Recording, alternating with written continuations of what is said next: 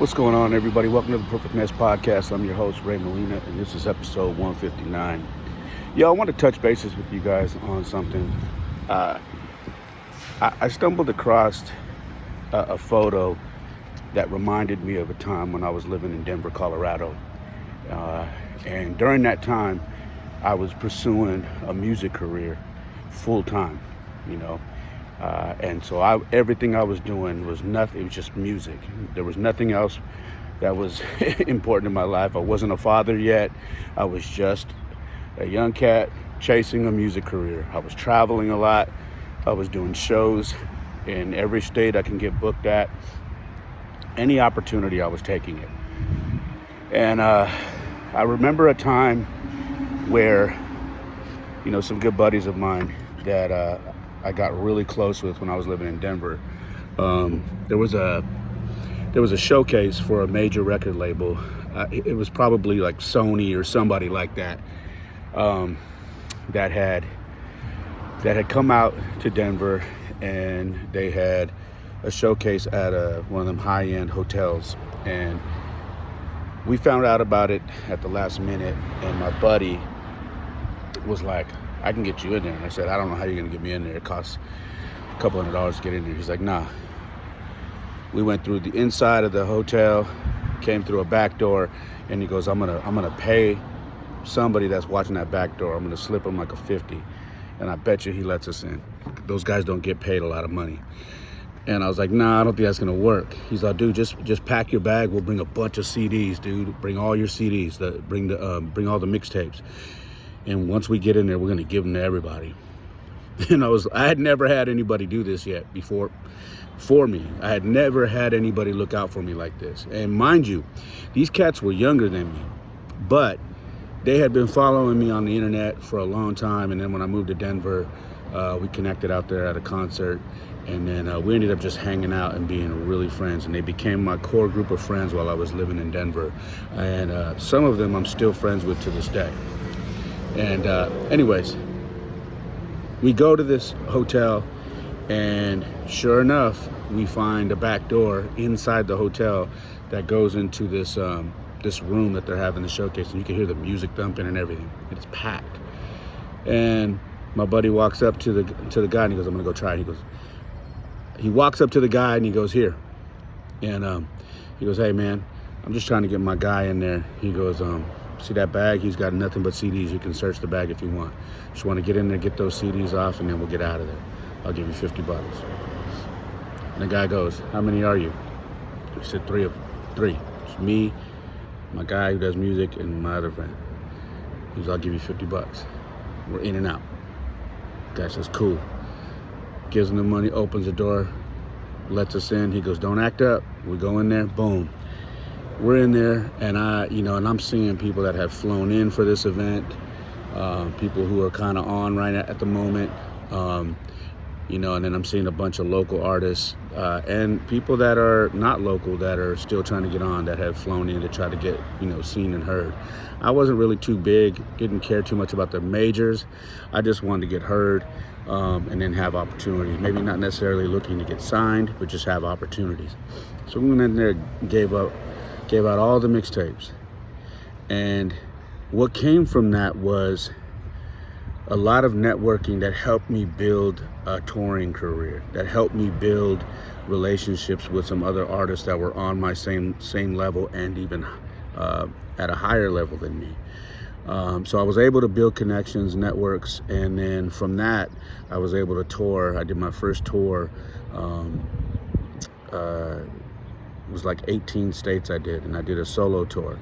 I connected with so many people, and I started thinking about that. And the reason why I'm talking to you about this is because me and the guy who set it up, my boy D, I love him to death to this day. We've lost contact, He was like a little brother to me, and there's no beef, there's no nothing. Literally, I moved back to the Bay Area. We kept in touch a little bit, and then he got into a relationship, and and things kind of faded off. I it's hard to stay connected. You know what I mean? I know that sounds crazy, but he doesn't really do the internet thing. I've tried to find him online or whatever, and his circle of friends has changed since then. So it's been kind of hard to track him down and to let him know how much he means to me and what he did for me while I was out there. And we did things for each other, you know what I mean? I did a lot of things for him with regards to just being like a big brother to him and helping guide him and whatnot. But I'm bringing this up because, I've talked a lot about, changing your circle and maybe not keeping certain friendships going, not necessarily falling out with friends, but realizing that friendships have ran its course. They've ran their course, and there's nothing more that you guys have to offer each other because you've gone in two different directions. And maybe that's a good thing. Maybe you've grown to a point where you look at what they are doing and you're like, well, we're just not beneficial to each other anymore. There's nothing that we're doing that is going to help one another. I still love this person. I still care about them. I want them to do well, but I can tell that our friendship has gone dry because we have very different views on life now, and it's just probably high time that we go our separate ways. And you can mutually do that without fighting, without having some knock them down, drag them out fight. You know what I mean? I think a lot of people think when you end a friendship or a relationship like that, that you have to have some big drawn out fight. And that's not the case. And the reason why I want to tell you this is because I think it's very important for you to understand that if you end a friendship, if you end some sort of relationship with somebody, never to forget the things that they did for you.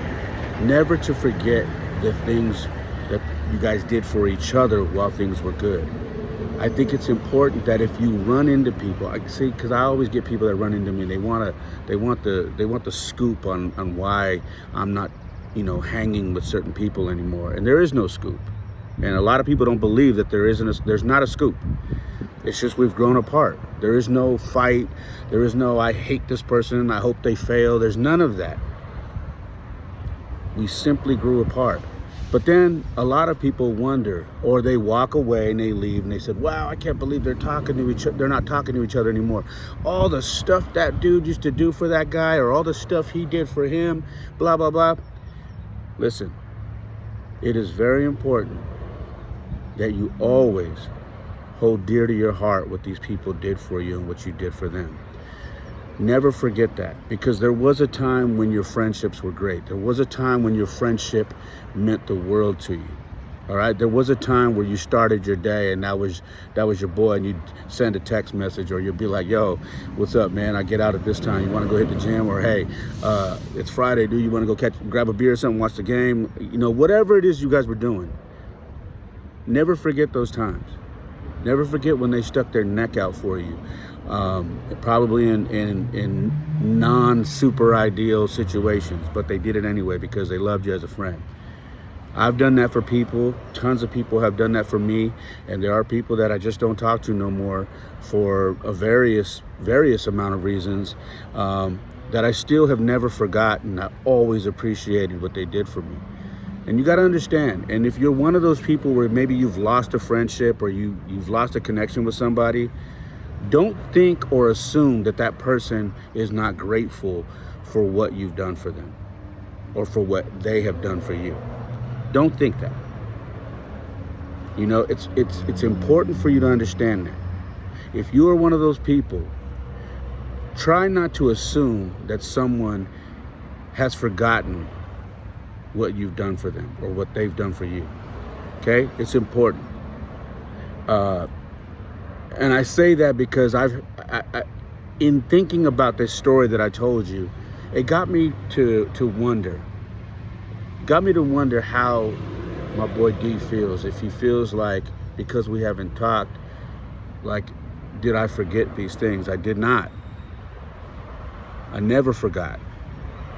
I never forgot the things that we did together going out on the road, doing shows together. I never forgot the times when things were rough for me as an artist where you stepped in and helped me. And I never forgot the times that I had to catch a flight to come back to Denver and look out for you because there were certain things going on and I was worried about you. I share this with you guys who are listening because I know there are a lot of people that have gone through this, that are going through this currently. And I want you to understand it's okay to have relationships that fade away. But what's not okay is to forget when times were good, when you guys looked out for each other as brothers. It's important that you never forget that. Because regardless of where you are in your situation right now, those people were a very integral part to that moment in your life, that chapter in your life. And they may not be in your book right now in this chapter, but they are part of your book. You understand? Never forget that. That's all I got today. It's a very short episode, but I just wanted to share that with you because it was heavy on my heart, heavy on my brain today, and I wanted to get it out and share that with you guys. I love you guys. I appreciate you guys. I know I have not been releasing episodes. High school baseball had me busy, and then I got hired to coach a 16U baseball team that has taken up all my time, but I promise you I am coming back. I am slowly getting back on schedule, and I will be dropping more episodes. I thank you so much for everybody who's been listening, everybody who's been supporting. Please follow the podcast at The Perfect Mess Pod. Please follow me. It's Ray Molina. That's both TikTok and Instagram. My website is raymolina.com. The YouTube is youtube.com/@theperfectmesspod. Please subscribe, hit the notification bell so you get all the notifications for any videos that I put up like this one here. And please share it. I'm really trying to grow the YouTube. And what else? I have a Cash App and a Venmo if you'd like to donate. Not necessary, but if you would. Cash App is $ It's Ray Molina. Venmo is @It's Ray Molina. I'm on Snapchat, Instagram. Snapchat, X, Clubhouse, you name it, Rumble. Search for my name, you will find me. Other than that, I love you guys. I appreciate you guys so much. Again, this is The Perfect Mess Podcast, and I'm your host, Ray Molina. Like I always say, my life isn't perfect. Oftentimes it is a mess, but for me, it is the perfect mess. Peace.